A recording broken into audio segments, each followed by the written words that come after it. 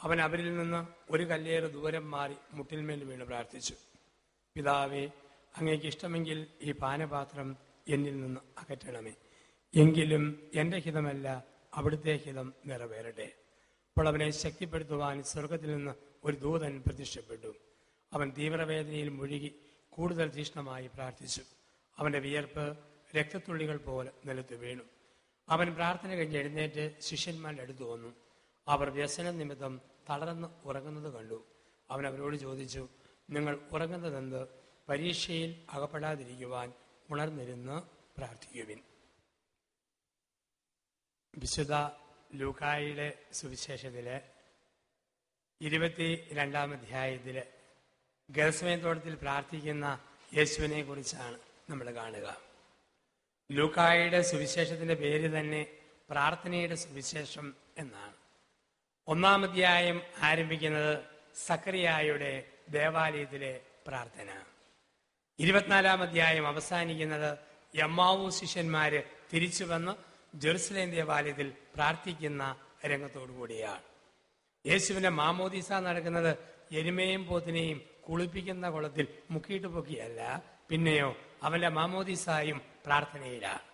പ്രാർത്ഥനയിൽ നിറഞ്ഞു നിന്നപ്പോൾ അവൻ ആത്മാവിൽ സ്നാനം സ്വീകരിക്കുകയാണ്. പ്രാവിന്റെ രൂപത്തിൽ പരിശുദ്ധാത്മാവ് പറന്നിറങ്ങുന്നത് യേശുവിന്റെ പ്രാർത്ഥനയിലാണ്. അപ്പം 11-ാം അധ്യായം തന്നെ പ്രാർത്ഥനയുടെ അധ്യായം എന്നാണ് പറയുക. ലൂക്കായുടെ സുവിശേഷം 11-ാം അധ്യായം പ്രാർത്ഥനയുടെ അധ്യായമാണ്. ഇവിടെ 22-ാം അധ്യായത്തിൽ നമ്മൾ കാണുന്നു യേശുവിന്റെ ഗെത്സമേൻ തോട്ടത്തിലെ പ്രാർത്ഥന, യേശുവിന്റെ ഗെത്സമേനിലെ പ്രാർത്ഥന. യേശുവിനെ കുറിച്ച് പറയുന്നു, അവൻ പതിവ് പോലെ ഗെത്സമേനി എന്ന സ്ഥലത്ത് പ്രാർത്ഥിക്കാൻ പോയി. യേശുവിന് ഒരു പതിവേ ഉള്ളൂ, അത് പ്രാർത്ഥനയുടെ പതിവാണ്. ബൈബിളിൽ പറഞ്ഞിട്ടില്ല അവൻ പതിവ് പോലെ TV കാണാൻ പോയി, അവൻ പതിവ് പോലെ പത്രം വായിക്കാൻ പോയി, അവൻ പതിവ് പോലെ കാപ്പ് കുടിക്കാൻ പോയി, അവൻ പതിവ് പോലെ നടക്കാൻ പോയി. ഇല്ല, അവൻ പതിവ് പോലെ പ്രാർത്ഥിക്കാൻ പോയി. യേശുവിന്റെ പതിവായിരുന്നു ഒരു പ്രാർത്ഥന. ക്രിസ്തുവിനെ മാതൃകയായി എടുക്കുന്ന നമുക്ക് എല്ലാവർക്കും ഉണ്ടായിരിക്കേണ്ട ഒരു പതിവാണ് പ്രാർത്ഥനയുടെ പതിവ്. നമ്മുടെ സന്ധ്യാപ്രാർത്ഥന, പ്രഭാത പ്രാർത്ഥന, അനുദിന ബലി, പ്രാർത്ഥന ഒരു പതിവാക്കി മാറ്റുക. അതാണ് ഭാഗ്യമുള്ള ജീവിതം. ക്രിസ്തു കാണിച്ചു തരുന്നു ഒരു പതിവായിരുന്നു പ്രാർത്ഥന. ശത്രുക്കൾക്ക് പോലും അറിയാമായിരുന്നു ഈ സമയത്ത് അവൻ ഗെത്സമേനി കാണും. യുദാസിനും ശത്രുക്കൾക്കൊക്കെ അറിയാമായിരുന്നു അവൻ ഈ സമയത്ത് ഗെത്സമേനി കാണും. നമ്മളെക്കുറിച്ചും പറയാൻ പറ്റണം, വൈകിട്ട് 7-നും 8-നും ഇടയിൽ ആ വീട്ടിലേക്ക് ഫോൺ വിളിച്ചാൽ ആരും എടുക്കുകയില്ല, അവര് പ്രാർത്ഥനാ മുറിയിലാണ് എന്ന് പറയാനിടയാകണം. ഇന്ന സമയത്ത് അവരാരും ഫോൺ അറ്റൻഡ് ചെയ്യുകയില്ല, അവരെല്ലാവരും പ്രാർത്ഥനയിലാണ്. ഇങ്ങനെ പറയുന്ന ഒരു അന്തരീക്ഷം നമ്മുടെ കുടുംബത്തിൽ ഉണ്ടാകണം. ചില പറയുകയോ ഈ സമയം വിളിച്ചാൽ അവർക്ക് അരിശവ, അവർ TV-യുടെ മുമ്പിലാണ്, എഴുന്നേറ്റ് വരാൻ ബുദ്ധിമുട്ടാണ്. നമ്മുടെ പതിവ് അതാണ്. സായാഹ്നങ്ങളിൽ സീരിയലുകൾ പതിവാക്കുന്നവരാണ് നമ്മൾ. അവിടെയാണ് പറയുക പ്രാർത്ഥന സീരിയസ് ആയിട്ട് എടുക്കുന്ന ഒരു പ്രാർത്ഥനയുടെ പതിവ്. എന്നിട്ട് യേശു 3 പേരെ കൂട്ടിക്കൊണ്ട് ഗെത്സമേനി എന്ന സ്ഥലത്തേക്ക് പോയി. യേശു തന്റെ പരസ്യ ജീവിതം ആരംഭിക്കുമ്പോൾ 72 പേരെ കൊണ്ട് ആരംഭിക്കുകയാണ്. ലൂക്കായുടെ സുവിശേഷത്തിന്റെ 10-ാം അധ്യായത്തിൽ കാണാം, അവൻ 72 പേരെ ദൈവരാജ്യ പ്രഘോഷണത്തിന് ആദ്യം നിശ്ചയിച്ച് കൽപ്പിച്ച് അയച്ചു. കാരണം യേശു ഓർത്തു 3 വർഷമേ ഉള്ളൂ പരസ്യ ജീവിതം, അതുകൊണ്ട് പരമാവധി പേരിലൂടെ ദൈവരാജ്യം ലോകം മുഴുവൻ വ്യാപരിപ്പിക്കാം. അതിന് 72 പേരെ എടുത്തു. പക്ഷെ സാവധാനം പിടികിട്ടി പലരും കൂടി തല്ലിയാൽ പാമ്പ് ചാകുകയില്ല. അതുകൊണ്ട് 60 പേരെ മാറ്റി 12 പേരെ തന്റെ പ്രിയപ്പെട്ട സ്ലീഹന്മാരായി അപ്പസ്തോലന്മാരായി അവിടുന്ന് തെരഞ്ഞെടുത്തു. ഈ 12 പേരുടെ കൂടെ കുറെ നാൾ താമസിക്കാൻ മനസ്സിലായി 12 എണ്ണം 24 സ്വഭാവം. തീവ്രവാദിയായ ശിമയോൻ, പൈസയുടെ കിലുക്കം കേൾക്കും പുറകെ ഓടുന്ന യൂദാസ്, ഒരു ഞെടിപ്പിൽ 2 ചക്ക പോലെ തൂങ്ങിക്കിടക്കാൻ ആഗ്രഹിച്ച സെബദീപുത്രന്മാര്, പല ടൈപ്പ്. അവസാനം അവരിൽ നിന്ന് 3 പേരെ കരിസ്മാറ്റിക് പ്രാർത്ഥനയുടെ കോർ ഗ്രൂപ്പ് പോലെ 3 പേരെ മാറ്റിയെടുത്തു. പത്രോസ്, യാക്കോബ്, യോഹന്നാൻ. അവരെയും കൂട്ടിക്കൊണ്ടാണ് പിന്നെ താബോർ മലയിലേക്ക് പോകുന്നു. കാനായിലേക്ക് പോകുന്നിടത്തും പ്രധാന ഗെത്സമേനി പോകുമ്പോഴൊക്കെ ഈ 3 പേരെയും കൊണ്ടാണ് യേശു പോവുക. പക്ഷെ അവസാനം യേശുവിന് പിടികിട്ടി 3 പേര് കൂട്ടുകാരാ, എന്നാലും ഇവരോടും പറയാൻ മേല ചില കാര്യം ദൈവം മാത്രം അറിഞ്ഞാൽ മതി, ഏറ്റവും അടുത്തവർ പോലും അറിയാൻ പാടില്ല. അതുകൊണ്ട് അവരിൽ നിന്നും ഒരു കല്ലേറ് ദൂരം മാറി മുട്ടുകുത്തി എന്നാണ് പറയുക. ഒരു കല്ലേറ് ദൂരം മാറി അവൻ മുട്ടുകുത്തി. സങ്കീർത്തനം 46:10, നീ ശാന്തമാവുക, ഞാൻ ദൈവമാണെന്നറിയുക. നീ ശാന്തമാവുക, ഒറ്റയ്ക്ക് മാറിയിരിക്കുക, ഞാൻ ദൈവമാണെന്ന് അറിയുക. ഒരുപക്ഷെ ജീവിതത്തിൽ സ്വന്തം കെട്ടിയവനോട് പറയാൻ പറ്റാത്ത ചില രഹസ്യം ഒരു ഭാര്യയ്ക്ക് കണ്ടേക്കാം. പറയേണ്ട ഒരാവശ്യവുമില്ല, ദൈവം മാത്രം അറിഞ്ഞാൽ മതി.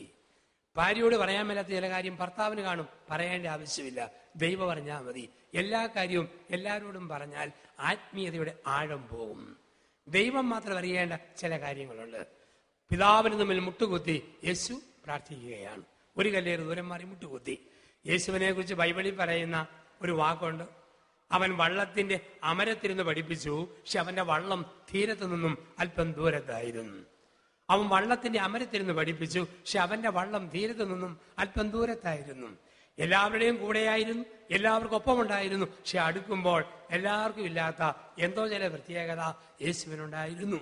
ഇതാണല്ലോ തിരുവചനം പഠിപ്പിക്കുക. ഒരു കല്ലേറ് ദൂരം മാറി മുട്ടുകുത്തി. അവിടെ യേശു രക്തം വിയർത്തു പ്രാർത്ഥിക്കാൻ തുടങ്ങിയെന്നാ പറയുക. രക്തം വിയർത്ത് യേശു പ്രാർത്ഥിക്കുകയാണ്. ഗത്സമേൻ തോട്ടം തരുന്ന ചില ചിന്തകൾ ഈ രാത്രിയിൽ നമ്മുടെ ഹൃദയത്തിൽ നമ്മൾ സൂക്ഷിക്കണം. ഈ ആദ്യ വെള്ളിയാഴ്ച ഈ രാത്രി ആരാധനയുടെ സമയത്ത് ഒന്നാമതൊരു ചിന്ത, മകനെ മകളെ, നിനക്ക് എനിക്ക് നാളെ ഒരു കുരിശുണ്ടെങ്കിൽ, നാളെ ഒരു കാൽവരി ഉണ്ടെങ്കിൽ പ്രാർത്ഥിക്കുമ്പം രക്തം വേർക്കും. ഇന്ന് നമ്മളിൽ പല ആൾക്കാർക്കും കടുകുപണിയോളം വിശ്വാസമില്ല. കാരണം മാറാൻ മലയില്ല. മാറാൻ മലയുണ്ടോ കടുകുപണി പോലെ ഡെപ്തുള്ള നിറഞ്ഞു നിൽക്കുന്ന ഒരു വിശ്വാസം നമുക്ക് ലഭിക്കും. ഒന്ന് ഓർത്ത് നോക്കിക്കേ, നാളെ യേശുവിനെ കുരിശ് ചുമക്കണം, നാളെ യേശുവിന് കാൽവരി കയറണം. അതുകൊണ്ട് യേശു രക്തം വിയർത്തു. വയറ്റിൽ ഒരു മുക്കല് മൂളല് കൊളുത്ത് അള്ളിപ്പിടുത്തം നൊമ്പരും. ഡോക്ടറെ പരിശോധിച്ചിട്ട് പറയുക, നാളത്തെ പരിശോധന കഴിഞ്ഞ് പറയാം ക്യാൻസർ ആണോ അല്ലയോ. എങ്കിൽ ഇന്നത്തെ കുർബാന എന്തോ ഒരു ആവേശമായിരിക്കും, ഇന്നത്തെ പ്രാർത്ഥനയ്ക്ക് എന്തോ ഒരു ഉണർവായിരിക്കും. രക്തം വിയർക്കും. അമ്മയ്ക്ക് അപ്പന് മാരകമായ രോഗം അറിയുന്ന മകൾക്ക് മകന് പ്രാർത്ഥനയിൽ എന്തോ ഒരു ടെൻഷൻ. നാളെ എൻ്റെ കുഞ്ഞിനൊരു ഇന്റർവ്യൂ, ഇന്നത്തെ പ്രാർത്ഥനയ്ക്ക് എന്തോ ഒരു ആവേശമാണ്. നാളെ കുരിശുണ്ടോ, നാളെ കാൽവരിയുണ്ടോ, പ്രാർത്ഥന കളിതമാശല്ല, രക്തം വിയർപ്പിക്കുന്ന പിരിമുറുക്കത്തിന്റെ അനുഭവം നമുക്ക് തരും. അവിടെ കളിതമാശയില്ല. എന്നാൽ പത്രോസിനും കൂട്ടർക്കും നാളെ കാൽവരി കയറേണ്ട, നാളെ കുരിശ് ചുമക്കേണ്ട. അതുകൊണ്ട് പത്രോസിനും കൂട്ടർക്കും പ്രാർത്ഥന ഉറക്കത്തിന്റെ സമയം. യേശു രക്തം വിയർത്ത് പ്രാർത്ഥിച്ചു. അല്പം കഴിഞ്ഞ് പുറകിൽ നിന്നൊരു ശബ്ദം. തിരിഞ്ഞു നോക്കുമ്പം തടിലോറി പസ്കേരിൽ കയറ്റം കയറുന്ന പോലെ ഒരു വലിയ അരപ്പ്. നോക്കിയപ്പോഴാണ് മനസ്സിലാകുന്നത് ആദ്യത്തെ മാർപ്പാപ്പ കൂർക്കം വലിക്കുന്ന ശബ്ദമാണ്. പത്രോസും കൂട്ടരും കൂർക്കം വലിച്ചുറങ്ങി. കാരണം അവർക്ക് കാൽവരി കയറേണ്ട, അവർക്ക് കുരിശ് ചുമക്കേണ്ട, ഉറങ്ങിയാൽ മതി. നാളെ കുരിശില്ലാത്തവർക്ക്, നാളെ കാൽവരി ഇല്ലാത്തവർക്ക് പ്രാർത്ഥന ഉറക്കത്തിന്റെ സമയമാ, അത് മയക്കത്തിന്റെ സമയമാ. അച്ഛന്മാർക്ക് പോലും അറിയാം. ചിലര് വന്നിട്ട് പറയാം, എൻ്റെ അച്ഛ ഒരുപോലെ കണ്ണടയ്ക്കാൻ പറ്റുന്നില്ല. ഉടനെ അച്ഛൻ പറയുന്ന മറുപടി, സാരമില്ല, കൊന്ത ചെല്ലിക്കൊണ്ട് കിടന്നാൽ മതി. അച്ഛന് പോലും അനുഭവത്തിൽ നിന്ന് ഉറപ്പാണ്, കൊന്ത ചെല്ലാൻ തുടങ്ങുമ്പം ഉറക്കം കടന്നു വരും. ചില ആൾക്കാർക്ക് പ്രാർത്ഥിക്കുമ്പോൾ ഉറക്കും. ചിലപ്പോൾ ഞങ്ങൾ അച്ഛന്മാരുടെ പ്രസംഗം കേൾക്കുമ്പം ചില ആൾക്കാർക്ക് ഉറക്കും.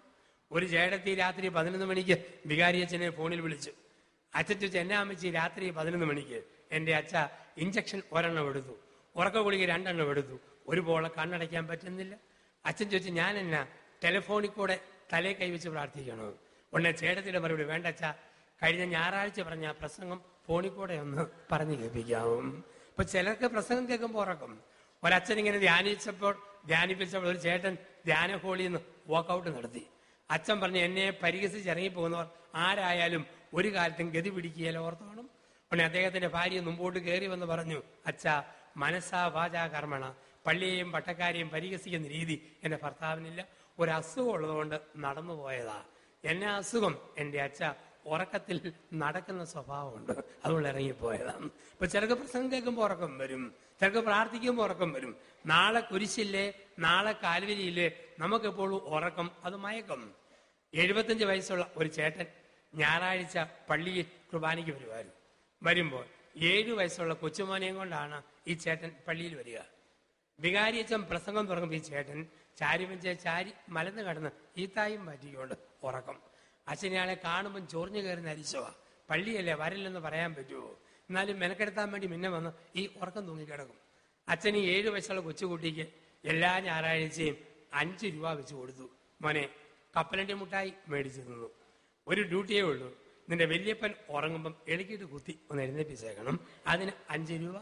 അവൻ 6 മാസക്കാലം ക്രമതെറ്റാതെ മുറം തെറ്റാതെ കൃത്യമായിട്ട് വല്യപ്പൻ ഉറങ്ങുമ്പോൾ കുത്തി എഴുന്നേൽപ്പിച്ചു. 6 മാസം കഴിഞ്ഞൊരു ദിവസം അച്ഛൻ പതിവ് പോലെ 5 രൂപ കൊടുത്തു. ഇത് മേടിച്ച് അവൻ പോക്കറ്റിലിട്ടു. സുവിശേഷ പ്രസംഗം ആരംഭിച്ചു. ഇയാൾ ഭയങ്കര ഉറക്കം. ഈ മോൻ ചിരിച്ചുകൊണ്ട് നോക്കി കുത്തിയിരിക്കുക. കുർബാന കഴിഞ്ഞു അച്ഛൻ ഒരു ഇറുക്കിലി എടുത്തിട്ടുണ്ട്, 5-6 അടി വെച്ച് കൊടുത്തു. അച്ഛൻ പറയടാ, മേടിക്കുന്ന കാശിന് ആനുപാതികമായ പണിയെടുക്കണം, അല്ലെങ്കിൽ ഉത്തരിപ്പ് കടമുണ്ട്. 5 രൂപ മേടിച്ചിട്ട് നീ എന്തേ നിന്റെ വല്യപ്പനെ വിളിക്കാതിരുന്നത്? അവൻ പറഞ്ഞു, പൊന്നച്ച തല്ലരുത്, വല്യപ്പൻ പറഞ്ഞായിരുന്നു വിളിക്കാതിരിക്കുകയാണ് 10 രൂപ തരാമെന്ന് വല്യപ്പൻ പറഞ്ഞിട്ടുണ്ട്. ഇപ്പൊ ചിലർക്ക് പ്രാർത്ഥന ഉറക്കത്തിന്റെ സമയം, ഇത് മയക്കത്തിന്റെ സമയം. ഇപ്പം നാളെ കുരിശില്ലേ, നാളെ കാൽവരിയില്ലേ, പ്രാർത്ഥന ഉറക്കത്തിന്റെ സമയമാണ്, അത് മയക്കത്തിന്റെ സമയമാണ്. നാളെ കുരിശുണ്ടോ, നാളെ കാൽവരിയുണ്ടോ, അത് രക്തം വീർപ്പിക്കുന്ന ജീവിതാനുഭവമാണ്. ഇനി രംഗൻ 2, ദുഃഖവെള്ളി. ദുഃഖവെള്ളിയാഴ്ച എന്താ സംഭവിക്കുക? ദുഃഖവെള്ളിയാഴ്ച 2 കൂട്ടം ആൾക്കാര് കാൽവരിയിൽ കടന്നു വന്നു. 2 കൂട്ടം ആൾക്കാര് കാൽവരിയിൽ കടന്നു വന്നു. 1, ഗെത്സമേനിൽ പോകാതെ നേരെ കാൽവരിയിൽ വന്ന 2 കള്ളന്മാര്. പ്രാർത്ഥിച്ചൊരുങ്ങാതെ ഗെത്സമയം കടക്കാതെ 2 കള്ളന്മാര് കാൽവരിയിലേക്ക് വന്നു. കുരിശിൽ തറച്ചപ്പോൾ തെറി ഉറക്കെ വിളിച്ചു. കാല് പറിച്ച് തൊടിക്കാൻ നോക്കി, കൈ പറിച്ച് ഇടിക്കാൻ നോക്കി, ശാപവാക്ക് പലതും പറഞ്ഞു. പ്രാർത്ഥിക്കാത്തവർക്ക്, പ്രാർത്ഥിച്ചൊരുങ്ങാത്തവർക്ക് കുരിശ് ശല്യമാണ്, ഭാരമാണ്, അത് ശാപമാണ്. എന്നാൽ പ്രാർത്ഥിച്ചൊരുങ്ങിയ ക്രിസ്തു കാൽവരിയിലേക്ക് വന്നു. ഗെത്സമേൻ കടന്നു. പ്രാർത്ഥിച്ചൊരുങ്ങിയ ക്രിസ്തു കാൽവരിയിലേക്ക് വന്നു. യേശുവിനെ കുരിശിൽ തറച്ചപ്പോൾ യേശു പറഞ്ഞത് എന്താ? പിതാവേ, ഈ തടിക്കഷ്ണത്തിൽ ഞാൻ എങ്ങനെ തൂങ്ങി എന്നല്ല. പിന്നെയോ പറഞ്ഞു, പിതാവേ, നിന്റെ കരങ്ങളിൽ എന്റെ ആത്മാവിനെ സമർപ്പിക്കുന്നു. പ്രാർത്ഥിച്ച യേശുവിന് കാൽവരിയിലെ കുരിശ് 2 തടിക്കഷ്ണങ്ങളല്ല, ദൈവം വിരിച്ചു പിടിച്ച കരങ്ങളായിരുന്നു. പ്രാർത്ഥിക്കാത്തവർക്ക് കുരിശ് ശല്യമാണ്, ശാപമാണ്, ഭാരമാണ്. പക്ഷെ പ്രാർത്ഥിക്കുന്ന മനുഷ്യർക്ക് കുരിശ് പിതാവായ ദൈവം വിരിച്ചു പിടിച്ച കരങ്ങളാണ്.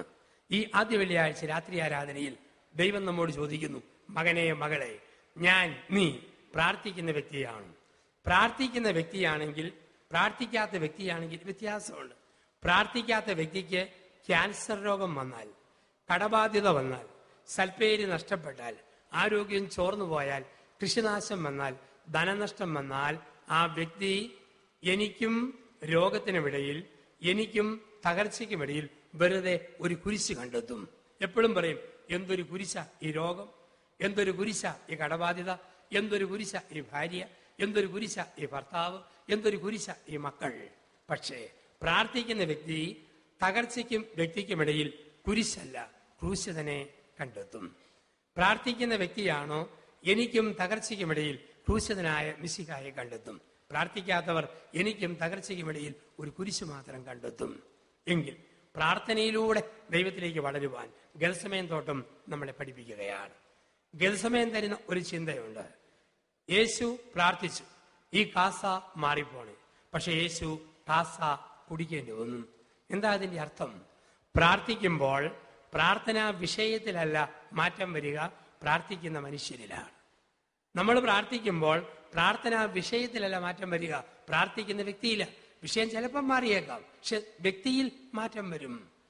ക്യാൻസർ രോഗം മാറ്റിത്തരണമെന്ന് പ്രാർത്ഥിക്കുമ്പോൾ ക്യാൻസർ രോഗം മാറുന്നതല്ല അത്ഭുതം. ക്യാൻസർ ഉള്ള അവസ്ഥയെ ഇല്ലാത്ത അവസ്ഥ പോലെ സ്വീകരിക്കാൻ നമ്മുടെ മനസ്സ് പാകപ്പെടുന്നു, അതല്ലേ അത്ഭുതം. 5 ലക്ഷത്തിന്റെ കടബാധ്യത മാറുന്നതിലുപരി 5 ലക്ഷത്തിന്റെ കടബാധ്യതയിലും അതില്ലാത്ത പോലെ ഒരു മാനസിക ബലത്തിൽ അതിനെ അതിജീവിക്കാൻ കഴിയുന്ന ഒരു അത്ഭുതമുണ്ട്. അതാണ് കാസ മാറിയില്ല, പുത്രൻ കാസ കുടിക്കേണ്ടി വന്നു. 2 കൊരിന്ത്യർ 12-ാം അധ്യായം 6 മുതൽ 10 വരെയുള്ള വാക്യങ്ങൾ പൗലോസ് ഇങ്ങനെ പറയുന്നു.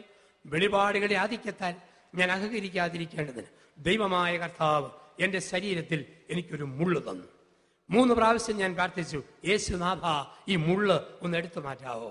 അവൻ പറഞ്ഞു, മോനെ, ആ മുള്ള അവിടെ ഇരിക്കട്ടെ, നിന്റെ ബലഹീനതയിലാണ് എന്റെ ശക്തി വെളിപ്പെടുത്തുക, നിനക്ക് എന്റെ കൃപ മതി. പ്രാർത്ഥിക്കുമ്പോൾ ഈ കൃപ ലഭിക്കും. കൃപ ലഭിക്കുമ്പോൾ ഏതിനെയും അതിജീവിക്കാൻ, ഏത് കാസയും കുടിക്കാൻ, ഏത് മുള്ളിന്റെ കുത്തും വഹിക്കാനുള്ള ആത്മബലം, കരുത്തു കിട്ടും. അതുകൊണ്ടാ പറയുക, പ്രാർത്ഥന രാത്രിയുടെ താഴും പ്രഭാതത്തിന്റെ താക്കോലുമാണ്. പ്രാർത്ഥന എന്ന് പറയുന്നത് രാത്രിയുടെ താഴും പ്രഭാതത്തിന്റെ താക്കോലുമാണ്. ഓരോ രാത്രി ഉറങ്ങുമ്പം പ്രാർത്ഥിച്ചുകൊണ്ട് കിടന്നുറങ്ങണം. ഹൃദയത്തെ പൂട്ടുന്നത് പ്രാർത്ഥനയുടെ താഴുകൊണ്ട്. ഓരോ പ്രഭാതത്തിൽ എഴുന്നേൽക്കുമ്പം പ്രാർത്ഥിച്ചുകൊണ്ട് തുടങ്ങണം. ദിവസം ആരംഭിക്കുന്നത്, ഹൃദയം തുറക്കുന്നത് പ്രാർത്ഥനയിലൂടെ. പ്രാർത്ഥന രാത്രിയുടെ താഴും പ്രഭാതത്തിന്റെ താക്കോലുമാണ്. ലൂക്കായുടെ സുവിശേഷത്തിന്റെ 11-ാം അധ്യായത്തിൽ പ്രാർത്ഥനയെക്കുറിച്ചുള്ള മനോഹരമായ ചിന്ത നമുക്ക് ലഭിക്കുന്നു. ലൂക്കായുടെ സുവിശേഷത്തിന്റെ 11-ാം അധ്യായത്തിൽ 9 മുതൽ 11 വരെയുള്ള വാക്യങ്ങളിൽ പ്രാർത്ഥനയുടെ 3 സ്റ്റേജുകൾ ക്രിസ്തു നമ്മെ പഠിപ്പിക്കുന്നു. 1, ശരീരത്തിലെ പ്രാർത്ഥന, ചോദിക്കുവിൻ നിങ്ങൾക്ക് ലഭിക്കും. 2, മനസ്സിലെ പ്രാർത്ഥന, അന്വേഷിക്കുവിൻ കണ്ടെത്തും. 3, ആത്മാവിലെ പ്രാർത്ഥന, മുട്ടുവിൻ തുറക്കപ്പെടും. പ്രാർത്ഥനയ്ക്ക് 3 സ്റ്റേജുകളുണ്ട്. 3 സ്റ്റേജുകൾ. 1, ശരീരത്തിലെ പ്രാർത്ഥനയാണ്. ചോദിക്കുവിൻ നിങ്ങൾക്ക് ലഭിക്കും. നമ്മളിൽ 90% പേരുടെയും പ്രാർത്ഥന ഈ ശരീരത്തിലെ പ്രാർത്ഥനയാണ്. രാത്രി ആരാധനയ്ക്ക് പോകുന്നതും പ്രാർത്ഥനയ്ക്ക് പോകുന്നതും കുർബാനയ്ക്ക് പോകുന്നതും ഏകദിന കൂട്ടായ്മയ്ക്ക് പോകുന്നതും കുറെ കാര്യങ്ങൾ ചോദിക്കാൻ വേണ്ടി മാത്രമാണ്. ദൈവത്തെ കേൾക്കാൻ സമയമേ ഇല്ല. ചോദ്യം. വിശുദ്ധ കുർബാനയുടെ മുമ്പിൽ വരും, ആരാധനയെ വരും. ദൈവമേ, കൊച്ചിന്റെ ഇന്റർവ്യൂ മറക്കല്ല് കേട്ടോ, നാളെ മെഡിക്കൽ ചെക്കപ്പ് ഉണ്ട്, കൈവിട്ടേക്കല്ല് കേട്ടോ, ഒരാളുടെ പരീക്ഷ ഉപേക്ഷിക്കല്ല് കേട്ടോ. ദൈവത്തിന് അറിയിപ്പ് കൊടുക്കുക മാത്രം. തമ്പുരാനെ കേൾക്കാനും സമയമില്ല. അങ്ങോട്ട് പറഞ്ഞുകൊണ്ടിരിക്കും, ചെറുപ്രപ്രാന്ന് ഇങ്ങനെ പറഞ്ഞുകൊണ്ടിരിക്കും, കേൾക്കാനും സമയമില്ല. ഇതാണ് ശരീരത്തിലെ പ്രാർത്ഥന. ഇങ്ങനെ പറഞ്ഞു കഴിയുമ്പം പ്രാർത്ഥന തീർന്നു. പറയാനുള്ളത് പറഞ്ഞു കഴിയുമ്പം പ്രാർത്ഥന തീർന്നു. പിന്നെ കോഴി കൂയാൻ നോക്കും, പാൻ കറങ്ങിയാൻ നോക്കും, കസേര നിരങ്ങിയാൻ നോക്കും, കൊച്ചു കരഞ്ഞാൻ നോക്കും, അങ്ങോട്ടും ഇങ്ങോട്ടും നോക്കിക്കൊണ്ടിരിക്കും. കാരണം പറയാനുള്ളത് പറഞ്ഞു കഴിഞ്ഞപ്പം പ്രാർത്ഥന തീർന്നുപോയി. ഇത് ഏറ്റവും സ്റ്റാൻഡേർഡ് കുറഞ്ഞ പ്രാർത്ഥനയാണ്, ഗ്രേഡ് കുറഞ്ഞ പ്രാർത്ഥനയാണ്. അങ്ങോട്ടും ഇങ്ങോട്ടും പറഞ്ഞുകൊണ്ടിരിക്കുക, തമ്പുരാനെ കേൾക്കാൻ സമയം കൊടുക്കാതിരിക്കുക. എന്നാലും ആ പ്രാർത്ഥനയും ദൈവം സ്വീകരിക്കും. ആ പ്രാർത്ഥനയും ദൈവം സന്തോഷത്തോടെ സ്വീകരിക്കും. ഒരു ചെറുപ്പക്കാരൻ പ്രാർത്ഥിച്ചു 18-ാം വയസ്സിൽ, ദൈവമേ, ഞാൻ ഒരു യുവാവാണ്, എനിക്ക് 21 വയസ്സാകുന്ന നീ എനിക്ക് 3 സമ്മാനങ്ങൾ തരണം. ദൈവം ചോദിച്ചു, എന്തെല്ലാമാ? 1, എനിക്ക് സ്വന്തമായി ഒരു വണ്ടി വേണം. 2, കൈ നിറയെ പിടിക്കാൻ കാശ് വേണം. 3, ഒരു യുവാവല്ലേ, ചുറ്റി നിൽക്കാൻ കുറെ പെണ്ണുങ്ങളും വേണം. 3 കാര്യം ആവശ്യപ്പെട്ടു. സ്വന്തമായൊരു വണ്ടി, കൈ നിറയെ കാശ്, ചുറ്റി നിൽക്കാൻ പെണ്ണുങ്ങൾ. ദൈവം ഓർത്തത് മുറ്റു പ്രാർത്ഥനയാണല്ലോ. എന്നാലും 21 വയസ്സായെന്ന് ദൈവം ആ പ്രാർത്ഥന കേട്ടു. അവനെ ദൈവം എറണാകുളം കലൂർ ബസ് സ്റ്റാൻഡിൽ പ്രൈവറ്റ് ബസ്സിലെ കണ്ടക്ടറാക്കി മാറ്റി എന്നാണ് പറയുക. സ്വന്തമായ വണ്ടി, കൈ നിറയെ കാശ്, ചുറ്റി നിൽക്കാൻ പെണ്ണുങ്ങൾ, ഒരു കുഴപ്പമില്ലാത്ത അവസ്ഥ. അപ്പം പ്രാർത്ഥനകളിൽ ഏറ്റവും ഗ്രേഡ് കുറഞ്ഞ 1-ാമത്തെ പ്രാർത്ഥന, ചോദിക്കുവിൻ നിങ്ങൾക്ക് ലഭിക്കും. ഇത് ശരീരത്തിലെ പ്രാർത്ഥന. ഇനി അല്പം കൂടെ വളരുന്ന പ്രാർത്ഥനയുണ്ട്. അതാണ് മനസ്സിലെ പ്രാർത്ഥന, അന്വേഷിക്കുവിൻ നിങ്ങൾ കണ്ടെത്തും. പള്ളി കുർബാനയ്ക്ക് മുമ്പ് 5 മിനിറ്റ് മുമ്പ് ചെന്ന് പള്ളിയിലിരിക്കും, തമ്പുരാനെ കേൾക്കും, പിന്നെ കുർബാനയിൽ പങ്കെടുക്കും. കുർബാന കഴിഞ്ഞും ഒരു 5 മിനിറ്റ് ഈശോയെ കേട്ടുകൊണ്ടിരിക്കും. രാത്രിയിൽ കിടക്കുന്നതിന് മുമ്പ് കട്ടിലിൽ 5 മിനിറ്റ് ശാന്തമായിട്ടിരുന്ന് കേൾക്കും. ബൈബിള് വായിച്ചിട്ട് കണ്ണടച്ച് ബൈബിള് പഠിച്ച് കുറെ നേരം ഇരിക്കും. അവിടെ പറച്ചിലുമുണ്ട്, കേൾവിയുമുണ്ട്. ദൈവത്തോട് പറയും, ദൈവത്തെ കേൾക്കും. ഇത് അല്പം കൂടെ വളർന്ന പ്രാർത്ഥന. അത്രയെങ്കിലും നമ്മളെത്തണം. കുറെ സമയം നിശബ്ദമായ ദൈവത്തെ കേൾക്കാൻ പഠിക്കണം. അത് മനസ്സിലെ പ്രാർത്ഥന. 3, ആത്മാവിലെ പ്രാർത്ഥന. എന്താണ് ആത്മാവിലെ പ്രാർത്ഥന? ആത്മാവിലെ പ്രാർത്ഥന എന്ന് പറഞ്ഞു കഴിഞ്ഞാൽ പറയാനൊന്നുമില്ല, കേൾക്കാൻ മാത്രമേ ഉള്ളൂ. പള്ളിയിൽ വന്ന് കുറേ സമയം കണ്ണടച്ചിരിക്കുന്നു. ഞാൻ കാണാറുണ്ട്, ഭരണങ്ങാനത്ത് ഞങ്ങളുടെ അസീസി ധ്യാനമന്ദിരമുണ്ട്. അവിടെ പല ആൾക്കാരും നിത്യാരാധന കപ്പേളെ വന്ന് കുറേ സമയം കണ്ണടച്ചിരുന്ന് പ്രാർത്ഥിക്കുന്നതാണ്. അവർ തമ്പുരാനെ കേൾക്കുക, ദൈവത്തെ കേൾക്കുന്നു. ധ്യാനം കൂടാൻ വരുന്ന ആൾക്കാർ കപ്പേളെ ചെന്ന് ഇങ്ങനെ ഇരിക്കും, ഒന്നും പറയാനില്ല, ദൈവത്തെ കേൾക്കുന്നു.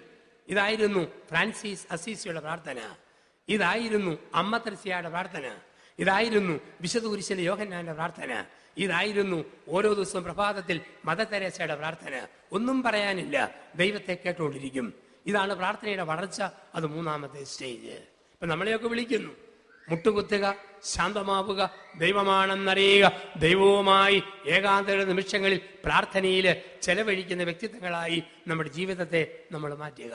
പഴയ നിയമത്തില് പുറപ്പാടിന്റെ പുസ്തകത്തില് 17-ാം അധ്യായത്തിന്റെ അവസാന വാക്യങ്ങളിൽ ഒരു രംഗം കാണാം. പഴയ നിയമത്തില് പുറപ്പാട് പുസ്തകത്തിന്റെ 17-ാം അധ്യായത്തിന്റെ അവസാന ഭാഗങ്ങൾ. അവിടെ നമ്മൾ കാണുന്നു, 2 യുദ്ധം നടക്കുന്നു. താഴ്വരയിൽ അമലോക്യരും ഇസ്രയേലും തമ്മിൽ, മലയുടെ മുകളിൽ മോശയും ദൈവവും തമ്മിൽ. മോശയുണ്ട്, മോശയ്ക്ക് കൂട്ടായി അഹറോനും ഹൂറുമുണ്ട്. ഇവര് മലമുകളിൽ നിൽക്കുക. മോശ കൈവിരിച്ച് പ്രാർത്ഥിച്ച സമയത്ത് താഴ്വരയിൽ ഇസ്രായേൽ ജയിച്ചു, തിന്മയുടെ അമലോക്യർ തോറ്റു. മോശ കൈ താഴ്ത്തിയിട്ടപ്പോൾ തിന്മയുടെ അമലോക്യർ ജയിച്ചു, നന്മയുടെ ഇസ്രായേൽ തോറ്റു. അവസാനം അഹ്റോനും ഹൂറും കൂടെ ഒരു വലിയ കല്ല് ഉരുട്ടിക്കൊണ്ടുവന്ന് മോശയുടെ 2 കൈകളും കല്ലിൽ താങ്ങി വെച്ചു. അത് താഴെ വീഴാതിരിക്കാൻ അവർ രണ്ടുപേരും താങ്ങിപ്പിടിച്ചു. വിരിക്കപ്പെട്ട കരങ്ങളുമായി സായാഹ്നം വരെ മോശ പ്രാർത്ഥിച്ചപ്പോൾ തിന്മയുടെ അമലോക്യർ തോറ്റു, നന്മയുടെ ഇസ്രായേൽ ജയിച്ചു. ഇന്ന് ലോകത്തിൽ തിന്മ പെരുകുന്നെങ്കിൽ, പാപം പെരുകുന്നെങ്കിൽ, ദൈവവിരുദ്ധ ശക്തികൾ, ദൈവനിഷേധികൾ വളരുന്നെങ്കിൽ, മോശയെ പോലെ കൈവിരിച്ച് പ്രാർത്ഥിക്കാൻ വിളിക്കപ്പെട്ട നമ്മൾ കൈ താഴ്ത്തിയിട്ടതാണ്. ഈ രാത്രി ആരാധനയിൽ ദൈവം പറയുന്നു, ദൈവസന്നിധിയിൽ കരങ്ങൾ വിരിച്ചു പിടിച്ച് പ്രാർത്ഥിക്കണം. ഒരമ്മയുടെ കരങ്ങൾ താഴുമ്പോൾ മക്കൾ പഴിച്ചു പോകും. ഒരപ്പന്റെ അമ്മയുടെയും കൈ താഴുമ്പോൾ മക്കൾ വഴിതെറ്റിപ്പോകും. അതേസമയം മാതാപിതാക്കളുടെ കരങ്ങൾ ഉയരുമ്പോൾ മക്കൾ നന്മയിലേക്ക് വരും, മക്കൾ നന്മയിലേക്ക് വരും. അതല്ലേ ക്രിസ്തു പറഞ്ഞത്, മാരക സർപ്പങ്ങളെ നീ കയ്യിലെടുക്കും.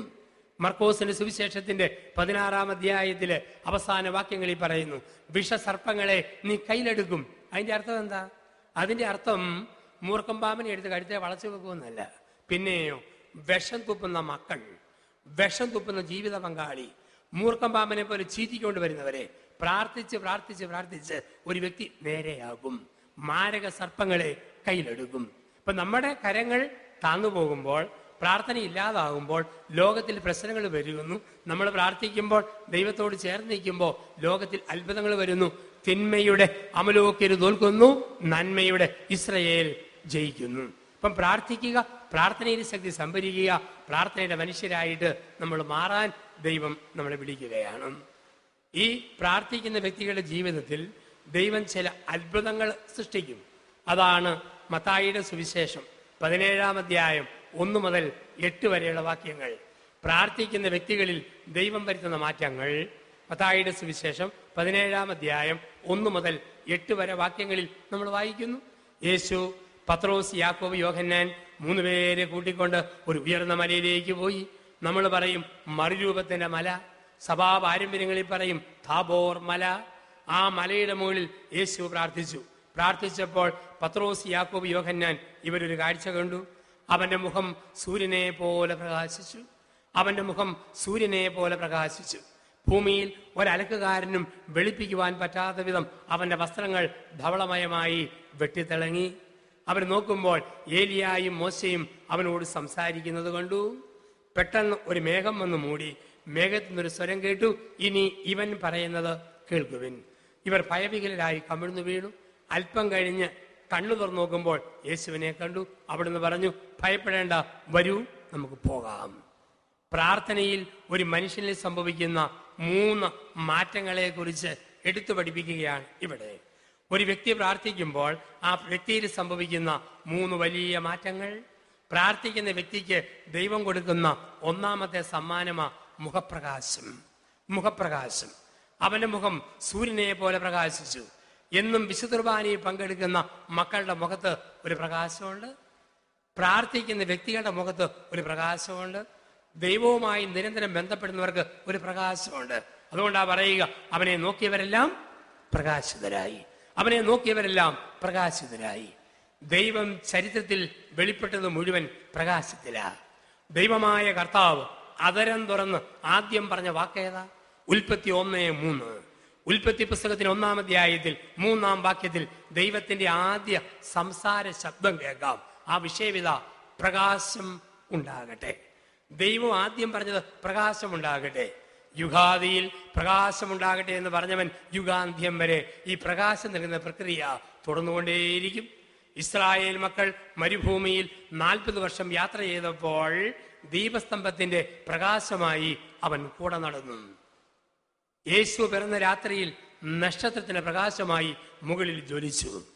യോഹന്നാൻ 8:12 യേശു പറഞ്ഞു, ഞാൻ ലോകത്തിന്റെ പ്രകാശമാണ്.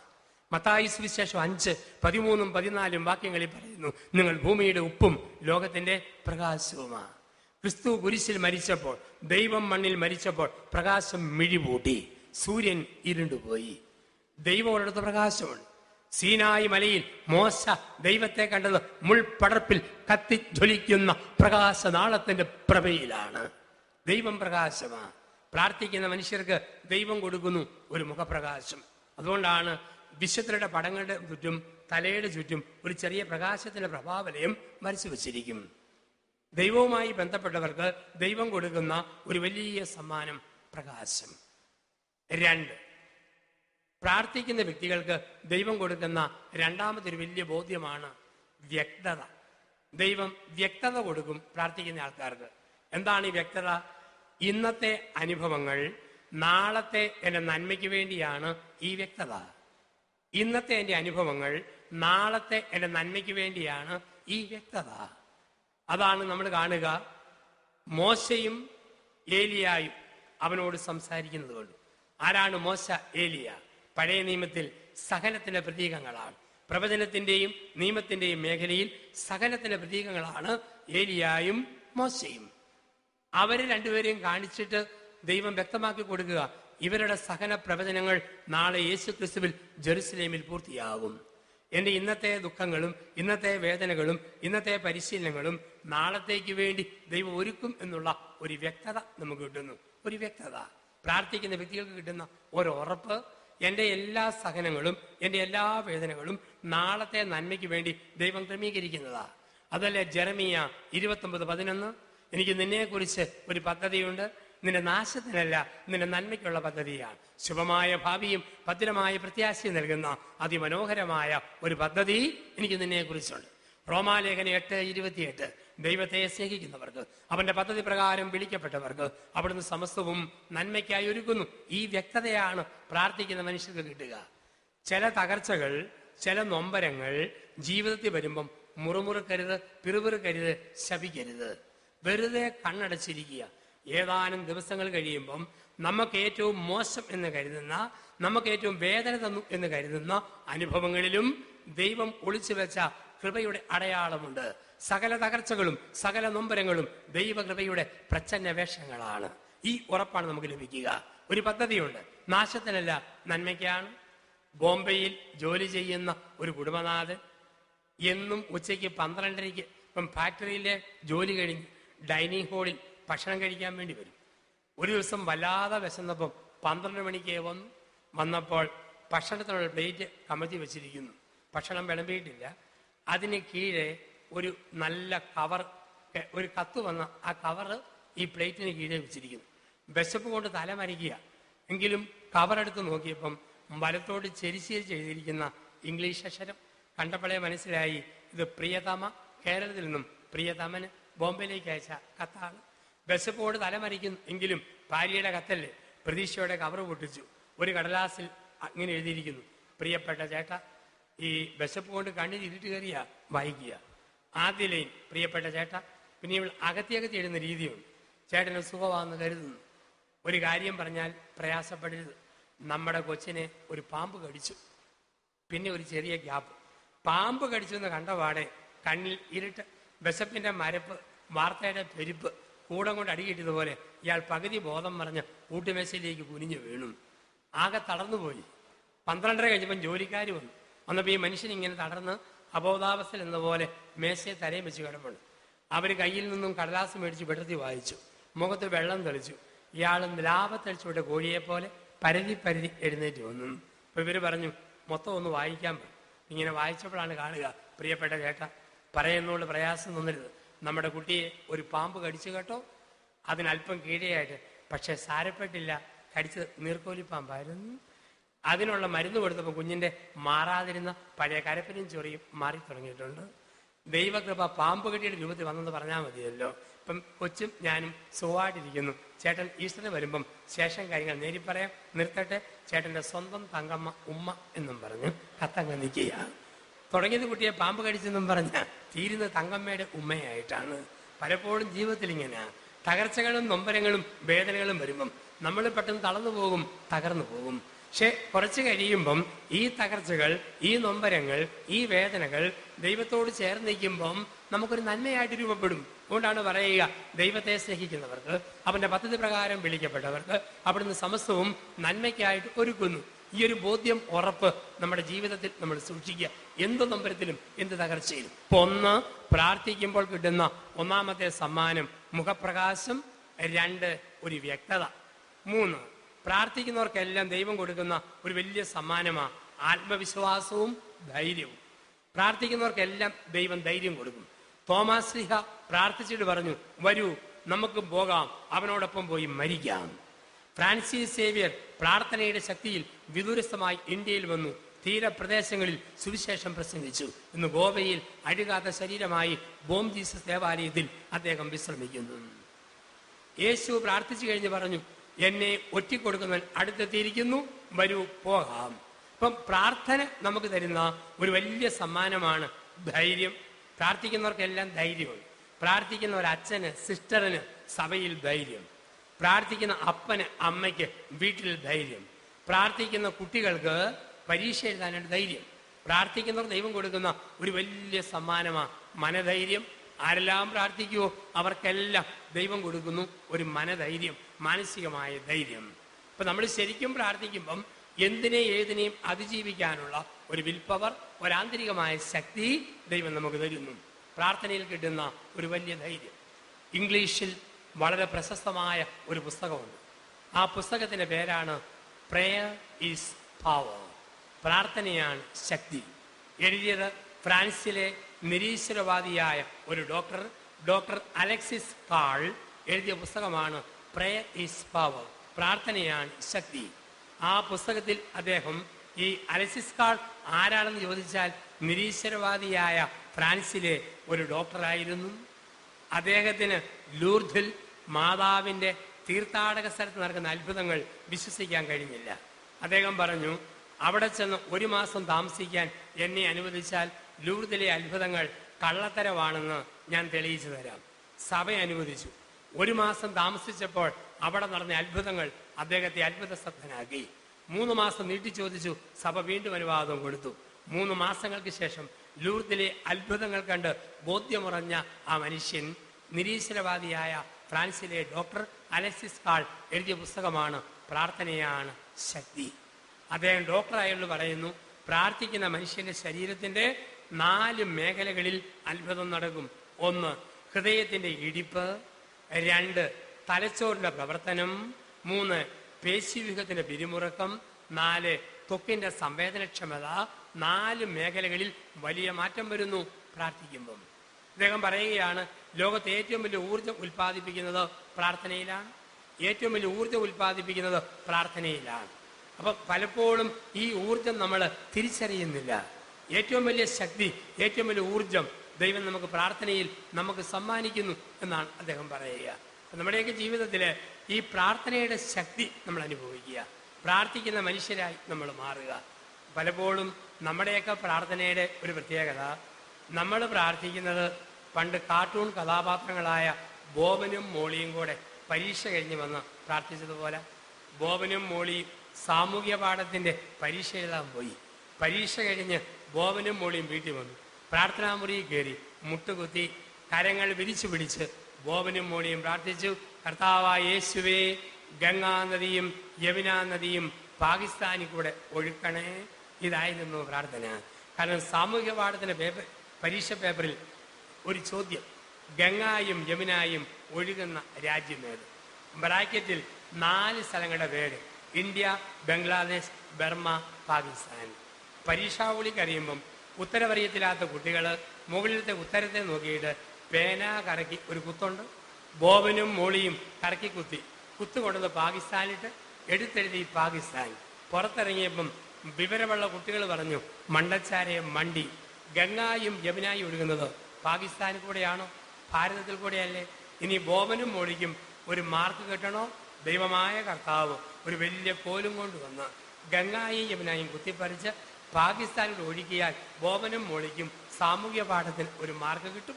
പലപ്പോഴും നമ്മളിങ്ങനെയാണ്, ചില കാര്യം നമ്മൾ തീരുമാനിച്ചു വെച്ചു, ദൈവമേ നടത്തി തന്നേക്കണം, ഞാനങ്ങ് തീരുമാനിച്ചു, ഞാനങ്ങ് ഉറപ്പിച്ചു, നീ നടത്തി തരണം. അതരം കൊണ്ട് ചെല്ലും, നിന്റെ തിരുമനസ് സ്വർഗത്തിലെ പോലെ ഭൂമിയിലും ആകണമേ. പക്ഷേ ഹൃദയത്തിൽ നമ്മൾ പറയും, നിന്റെ തിരുമനസ് തൽക്കാലം സ്വർഗത്തിലിരിക്കട്ടെ, ഭൂമിയിലെ കാര്യമൊക്കെ ഞങ്ങൾ നോക്കിക്കോളാം. ഇതല്ലേ മനുഷ്യന്റെ മനോഭാവം പ്രാർത്ഥനയിൽ. പ്രിയപ്പെട്ടവരെ, നമുക്ക് ആശ്രയിക്കാൻ ദൈവം മാത്രമേ ഉള്ളൂ. ലോകത്ത് വേറെ ആരെയും നമുക്ക് ആശ്രയിക്കാനില്ല. ഭർത്താവിനെ അമിതമായി ആശ്രയിച്ചാൽ ഭർത്താവിൻ്റെ മട്ടുമാറുമ്പം ഭാര്യ തകർന്നു പോകും. ഭാര്യയെ അമിതമായി ആശ്രയിച്ചാൽ ഭാര്യയുടെ ഭാവം മാറുമ്പം ഭർത്താവ് ആകപ്പാടെ തളർന്നു പോകും. കുഞ്ഞുങ്ങളെ അമിതമായി ആശ്രയിച്ചാൽ മക്കൾ പെണ്ണ് കെട്ടി മാറിക്കഴിയുമ്പോൾ അവിടെ പെരുമാറ്റത്തിൽ മാറ്റം വരുമ്പോൾ മാതാപിതാക്കൾ തകർന്നു പോകും. ആത്മമിത്രങ്ങളെ അമിതമായി ആശ്രയിച്ചാൽ ആ മിത്രങ്ങൾക്ക് സ്വഭാവത്തിൽ പെരുമാറ്റത്തിൽ മാറ്റം വരുമ്പം നമ്മൾ തളർന്നു പോകും. പക്ഷേ മാറ്റമില്ലാത്തവൻ ദൈവം മാത്രം. മാറ്റമില്ലാത്ത ദൈവത്തിൽ ആശ്രയിച്ചാൽ നിരാശപ്പെടുകയില്ല. അതാണ് 125-ാം സങ്കീർത്തനം 1-ാം തിരുവചനം. കർത്താവിൽ ആശ്രയിക്കുന്നവൻ സിയോൻ പർവ്വതം പോലെ ഉറച്ചു നിൽക്കും. വേറെ എവിടെ ആശ്രയിച്ചാലും നിരാശയാ. കർത്താവിൽ ആശ്രയിക്കുന്നവൻ സിയോൻ മല പോലെ, സിയോൻ പർവ്വതം പോലെ ഉറച്ചു നിൽക്കും. ആ ഉറപ്പാണ് പ്രാർത്ഥനയിൽ നമുക്ക് ആവശ്യം. നമ്മുടെ ദേഹത്തെ അമിതമായി ആശ്രയിക്കരുത്. ഈ ആരോഗ്യം എന്നൊക്കെ പറഞ്ഞു കഴിഞ്ഞാൽ നമുക്കറിയാം, ഇന്നത്തെ കാലത്ത് ഡെങ്കിപ്പനി വന്നപ്പം എത്ര പേരാ പെട്ടെന്ന് മരിച്ചു പോയത്. ആരോഗ്യത്തിൽ അർത്ഥമില്ല. മുടിക്ക് നീളമുണ്ടെന്നോർത്ത് ഞെളിയരുത്. ഒരു താരം വന്നാൽ അത് മൂടോടെ പറഞ്ഞു പോകും. ഇതാണ് മനുഷ്യന്റെ ജീവിതം. പല്ലിന് ഷെയ്പ്പെടുന്നോർത്ത് ഞെളിയരുത്. ഒരു വണ്ടി സഡൻ ബ്രേക്ക് ഇട്ടാൽ ഒരു നേരം പല്ല് എവിടെ പോയെന്ന് ചോദിച്ചാൽ മതി. ഇതല്ലേ നമ്മുടെ ലോകം. നമുക്ക് ആശ്രയിക്കാൻ ദൈവം മാത്രം. വേറെ എവിടെ ആശ്രയിച്ചാലും നിരാശയാണ് ഫലം. ശരീരത്തെക്കുറിച്ച് അമിതമായി വ്യഗ്രതയരുത്. ചില ആൾക്കാർക്ക് ദേഹത്തെക്കുറിച്ച് എന്തോ ഒരു വ്യഗ്രതയാണ്. അവിടെയാണ് യേശു പറയുക, ഉപവാസവും പ്രാർത്ഥനയും വേണം. ഉപവാസം ശരീരത്തിന് വേണ്ടി, പ്രാർത്ഥന ആത്മാവിന് വേണ്ടി. ശരീരത്തിന് ഉപവാസം, ആത്മാവിന് പ്രാർത്ഥന. അപ്പൊ നമ്മള് ഈ ചില ആൾക്കാർക്ക് ശരീരത്തെക്കുറിച്ച് എന്തോ ഒരു വ്യഗ്രതയാ. 2 ചുമച്ചാൽ മതി, TV ആരംഭമാണോ ചുമച്ചോണ്ടിരിക്കുന്നു. ഒന്ന് വേർത്താൽ മതി, പ്രഷറാണോ. ഊരിയിട്ട തുണിയിലൂടെ 2 ഉറുമ്പ് കയറിപ്പോയാൽ മതി, അയ്യോ ഉറുമ്പ് കയറി പോകുന്നു. ഷുഗറിന്റെ ആരംഭമാണോ അല്ലയോ? നമുക്കെന്തോ ഒരു ടെൻഷനാ ഈ ദേഹത്തെക്കുറിച്ച്.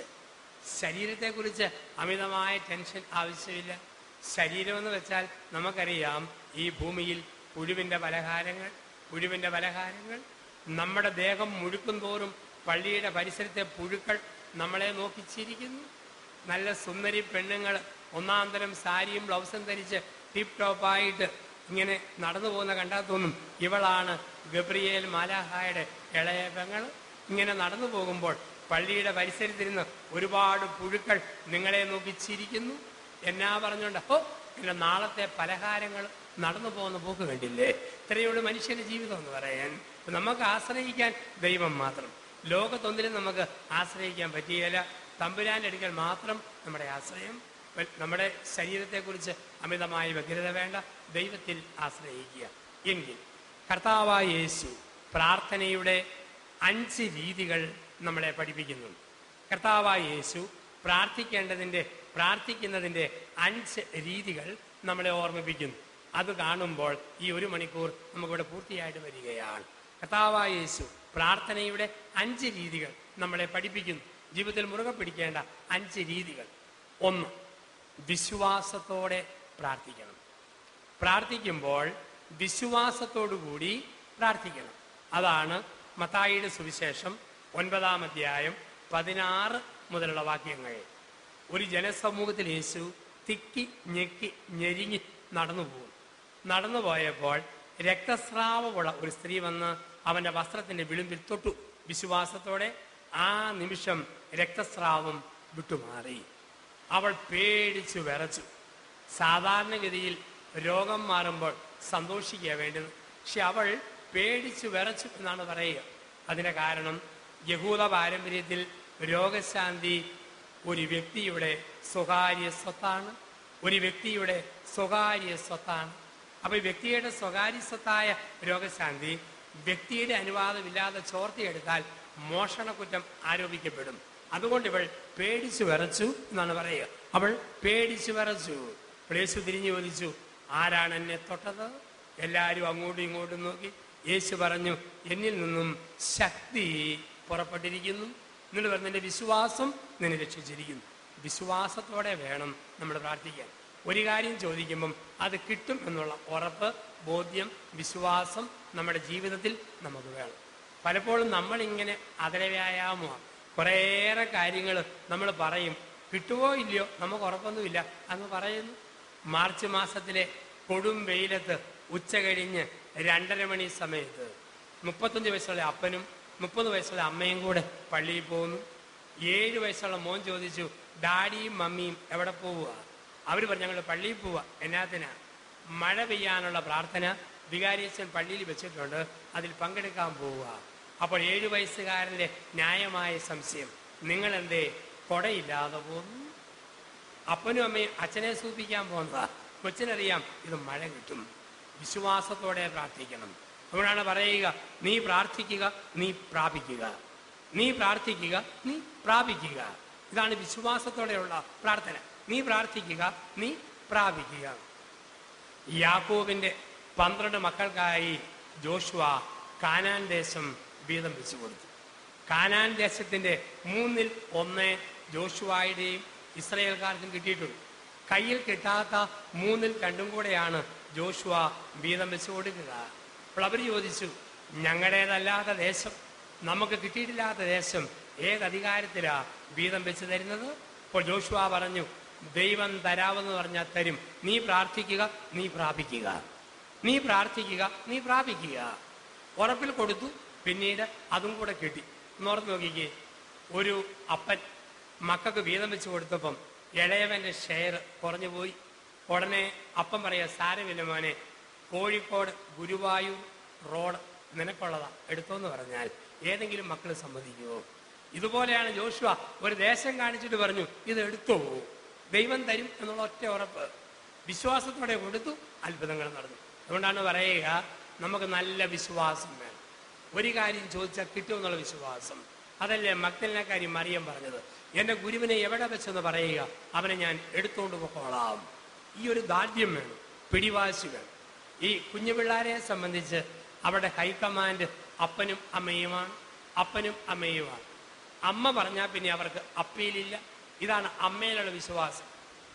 ഒക്കത്തിരിക്കുന്ന കുഞ്ഞിനോട് അമ്മ പറയുക, മുകളിലേക്ക് നോക്കി, ദാണ്ട് ഒരു കപ്പൽ പോകുന്നു, കൊച്ചാകാശത്ത് നോക്കും. കാരണം പറഞ്ഞത് അമ്മയാണ്. കുഞ്ഞിന്റെ വിശ്വാസം അമ്മയിലാണ്. ഇതുപോലെ ദൈവത്തിൽ നമ്മൾ വിശ്വസിക്കണം. കുഞ്ഞു പിള്ളേർക്ക് അമ്മ പറഞ്ഞാൽ പിന്നെ അതിനപ്പുറം അപ്പീലില്ലല്ലോ. ഇതുപോലെ ദൈവത്തിനപ്പുറം നമുക്കൊരു ഹൈക്കമാൻഡ് ഇല്ല. ആ ഒരു ഉറപ്പ്. കോട്ടയത്ത് നിന്നും 2 കൊച്ചു ആൺകുട്ടികൾ തിരുവനന്തപുരം ബസ്സിൽ കയറി, ട്രാൻസ്പോർട്ട് ബസ്സിൽ.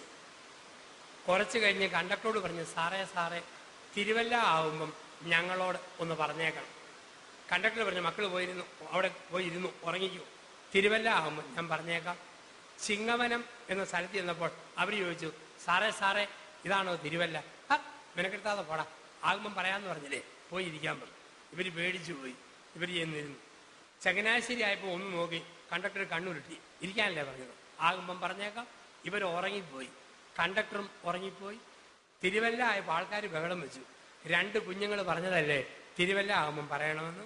എന്നിട്ട് വണ്ടി പുറകോട്ട് എടുക്കാൻ പറഞ്ഞു. അപ്പോൾ സ്റ്റാൻഡ് വിട്ട വണ്ടി പുറകോട്ട് കൊണ്ടുചിപ്പിച്ചു. കണ്ടക്ടറുടെ കരിശം വന്നു. കണ്ടക്ടർ പറഞ്ഞു, എഴുന്നേറ്റ് പോടാ, മെനക്കെടുത്താൻ വേണ്ടി വന്നിരിക്കുന്നു, തിരുവല്ല തിരുവല്ല പൊക്കോളാൻ പറഞ്ഞു. പിന്നെ അവർ പറഞ്ഞു, വേണ്ട സാറേ, പോകുമൊന്നും വേണ്ട. പിന്നെയും അല്ല, അമ്മ പറഞ്ഞായിരുന്നു തിരുവല്ലായിൽ ചെല്ലുമ്പം ചോറും പൊതി ഒഴിച്ച് ഉണ്ടോണോന്നാണ് പറഞ്ഞത്. അതായോ എന്ന് അറിയാൻ വേണ്ടിയിട്ടാണ്. കുഞ്ഞുങ്ങളുടെ ഹൈക്കമാൻഡ് അമ്മയാണ്, അപ്പനാണ്. ഇതുപോലെ ഒരു വ്യക്തിയുടെ ഹൈക്കമാൻഡ് ദൈവമാണ്. അതിനപ്പുറത്തൊരു അപ്പീലില്ല. അവിടെയാണ് പറയുക, കുഞ്ഞുങ്ങളെ പോലെ വിശ്വസിക്കുക. കുഞ്ഞുങ്ങളെ പോലെ പ്രാർത്ഥിക്കുമ്പം കുഞ്ഞുങ്ങൾ ഒരമ്മയിൽ വിശ്വസിക്കുന്ന പോലെ, അപ്പനെ വിശ്വസിക്കുന്ന പോലെ ദൈവത്തിൽ വിശ്വസിക്കുക. നീ വിശ്വസിക്കുക, പ്രാർത്ഥിക്കുക, നീ പ്രാപിക്കുക. 2, ത്യാഗത്തോടെ പ്രാർത്ഥിക്കണം. 1 വിശ്വാസത്തോടെ, 2 ത്യാഗത്തോടെ. യേശു പറയുന്നു, ഉപവാസത്തോടുകൂടി പ്രാർത്ഥിക്കുക, ത്യാഗമെടുത്ത് പ്രാർത്ഥിക്കുക. സാവൂൾ അപ്പസ്തോല പ്രവൃത്തികൾ 9-ാം അധ്യായത്തിൽ ത്യാഗത്തോടെ പ്രാർത്ഥിച്ചു, ഉപവാസത്തോടെ. സാവൂളിന്റെ കണ്ണിൽ നിന്നും ചെതുമ്പൽ പോലെ എന്തോ ഒന്ന് അടർന്നു വീണു. സാവൂൾ പൗലോസായിട്ട് മാറുകയാണ്. ചെതുമ്പൽ പോലെ അടർന്നു വീഴുന്നു. ആ സാവൂൾ പൗലോസായിട്ട് മാറുകയാണ്. ത്യാഗമെടുത്തുള്ള പ്രാർത്ഥനയ്ക്ക് അർത്ഥമുണ്ട്. നമ്മളോട് ആരെങ്കിലും ഒരു പ്രത്യേക പ്രാർത്ഥനാ വിഷയം പറഞ്ഞേൽപ്പിച്ചാൽ, ഒരു ഭക്ഷണം വെടിഞ്ഞ് അല്പം ത്യാഗമെടുത്ത് നമ്മൾ പ്രാർത്ഥിച്ചാൽ ആ പ്രാർത്ഥനയ്ക്ക് ഫലമുണ്ട്. ഏറ്റവും ഇഷ്ടപ്പെട്ട ഒരു ഭക്ഷണം വേണ്ടെന്ന് വെച്ച് പ്രാർത്ഥിച്ചാൽ, ഒരുപക്ഷെ ഒരു പഴമായിരിക്കാം, കേക്കായിരിക്കാം, എന്തെങ്കിലും പ്രത്യേക സാധനമായിരിക്കും, അത് വേണ്ടെന്ന് വെച്ച് പ്രാർത്ഥിച്ചാൽ, ഒരു നിയോഗം വെച്ച് പ്രാർത്ഥിച്ചാൽ അതിന് ഫലമുണ്ട്. അതുകൊണ്ടാണ് ത്യാഗമെടുത്ത് പ്രാർത്ഥിക്കുന്ന മാതാപിതാക്കളെ കണ്ടിട്ടുണ്ട്. ഞാൻ പലപ്പോഴും കണ്ടിട്ടുണ്ട്, ഈ ഭരണങ്ങാനത്തൊക്കെ പരീക്ഷയുടെ ദിവസങ്ങളിൽ അസീസിയുടെ നിത്യാദന കപ്പലെ വന്നിട്ട് മണലിൽ 3 മണിക്കൂർ മുട്ടുകുത്തി കൈവിരിച്ച് പ്രാർത്ഥിക്കുന്ന അമ്മച്ചിമാര്, മക്കൾക്ക് പരീക്ഷയിൽ നല്ല ഉത്തരവെഴുതാനും മറവി ഉണ്ടാകാതിരിക്കാനും. ത്യാഗം. ഒരു ഭാര്യ ത്യാഗമെടുത്ത് പ്രാർത്ഥിക്കുമ്പോൾ ഭർത്താവിൽ വലിയ മാറ്റം വരും. ഒരു ഭർത്താവ് ത്യാഗമെടുത്ത് പ്രാർത്ഥിക്കുമ്പോൾ ഭാര്യയിൽ മാറ്റം വരും. മാതാപിതാക്കൾ ത്യാഗമെടുക്കുമ്പോൾ മക്കളിൽ മാറ്റം വരും. അച്ഛന്മാര് ശിശേശ്വര ജീവിതത്തിൽ, വ്യക്തി ജീവിതത്തിൽ ചില ത്യാഗമനുഷ്ഠിക്കുമ്പോൾ സഭയിൽ മാറ്റം വരും. എവിടെയെല്ലാം ഒരു ത്യാഗമുണ്ടോ അവിടെ അത്ഭുതമുണ്ട്. ഇപ്പൊ ത്യാഗത്തോടെ പ്രാർത്ഥിക്കണം. ആ പ്രാർത്ഥനയ്ക്ക് പ്രത്യേക ഫലമുണ്ട്. ത്യാഗപൂർവം പ്രാർത്ഥിക്കുക. 3, പ്രാർത്ഥന കണ്ണുനീരോടെ പ്രാർത്ഥിക്കണം. യേശു പഠിപ്പിക്കുന്നു, കരഞ്ഞ് പ്രാർത്ഥിക്കുന്ന പ്രാർത്ഥനയ്ക്ക് പ്രത്യേക ഫലമുണ്ട്. ചിലപ്പോൾ നമ്മൾ ഏങ്ങലടിച്ച് കരയുമ്പോൾ ആ പ്രാർത്ഥനയ്ക്ക് പ്രത്യേക ശക്തിയുണ്ട്. അതുകൊണ്ടാണ് പറയുക, നിന്റെ ഓരോ തുള്ളി കണ്ണുനീരും ഒരു കുപ്പിയിൽ ഞാൻ ശേഖരിച്ചിട്ടുണ്ട്. ഹൃദയം നുറുങ്ങുന്നവർക്ക് കർത്താവ് സമീപസ്ഥനാണ്. കരഞ്ഞ് പ്രാർത്ഥിക്കണം. വേദപുസ്തകത്തിൽ ക്രിസ്തു 2 പ്രാവശ്യം കണ്ണ് നിറഞ്ഞ് പ്രാർത്ഥിക്കുന്നുണ്ട്.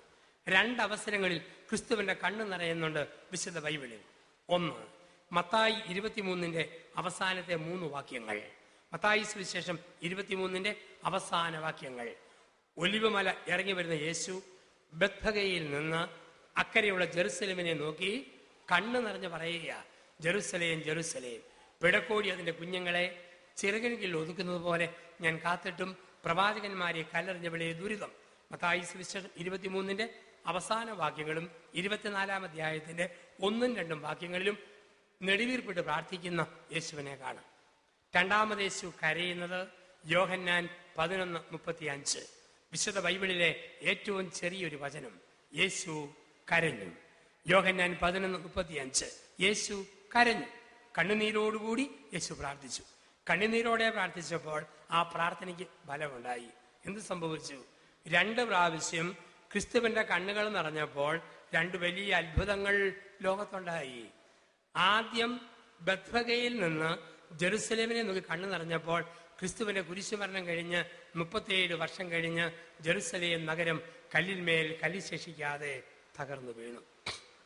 യോഹന്നാൻ 11:35 ലാസറിന്റെ ശവകുടീരത്തിൽ നിന്ന് അവൻ കരഞ്ഞപ്പോൾ മരിച്ചിട്ട് 4 നാളായ ലാസർ അഴുകാത്ത ശരീരത്തോടെ പ്രേതശീലകളാൽ ബന്ധിതനായി കല്ലറയിൽ നിന്നും പുറത്തു വന്നു.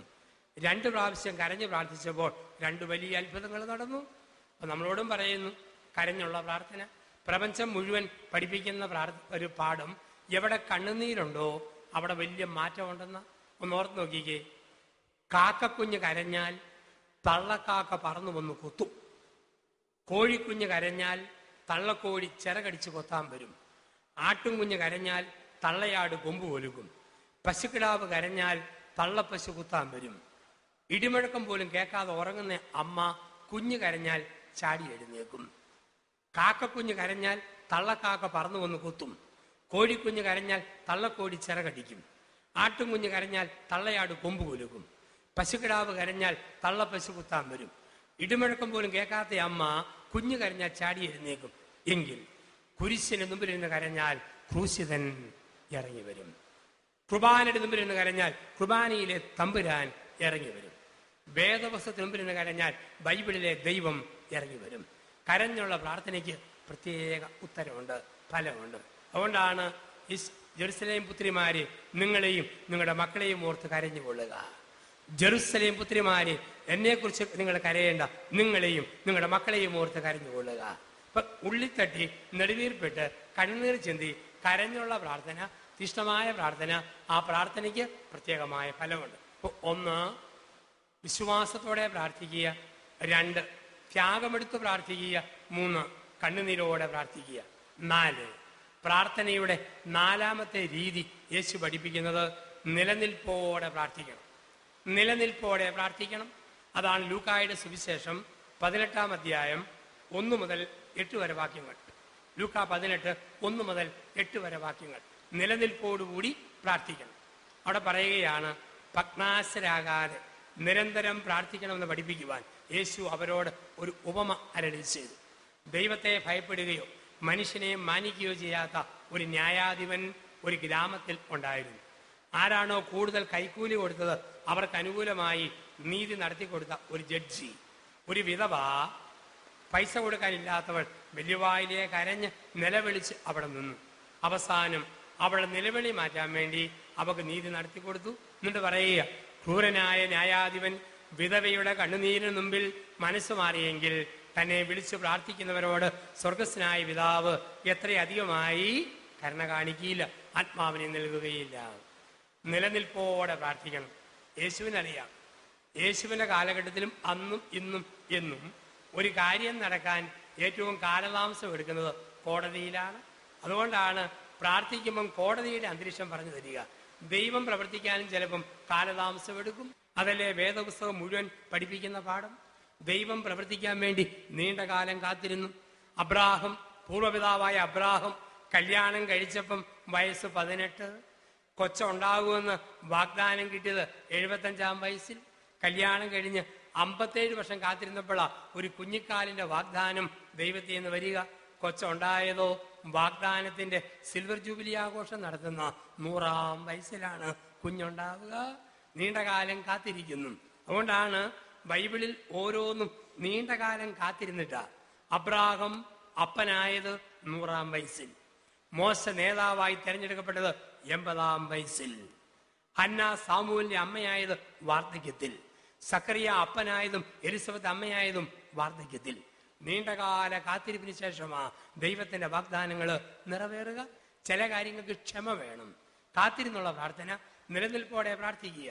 ചിലപ്പം നൊവേനയ്ക്ക് 3 ദിവസം പോയപ്പോഴത്തേക്ക് കാര്യം നടന്നു. ചിലപ്പം 9 നൊവേന 9 പ്രാവശ്യം കൂടിയിട്ടും ഒരനക്കവും ഇല്ല. ചില തമ്പുരാനെന്ന് വിളിച്ചപ്പം മാറ്റമായി. അത് ദൈവത്തിന്റെ നീതിയെ നമുക്കറിഞ്ഞുകൂടാ.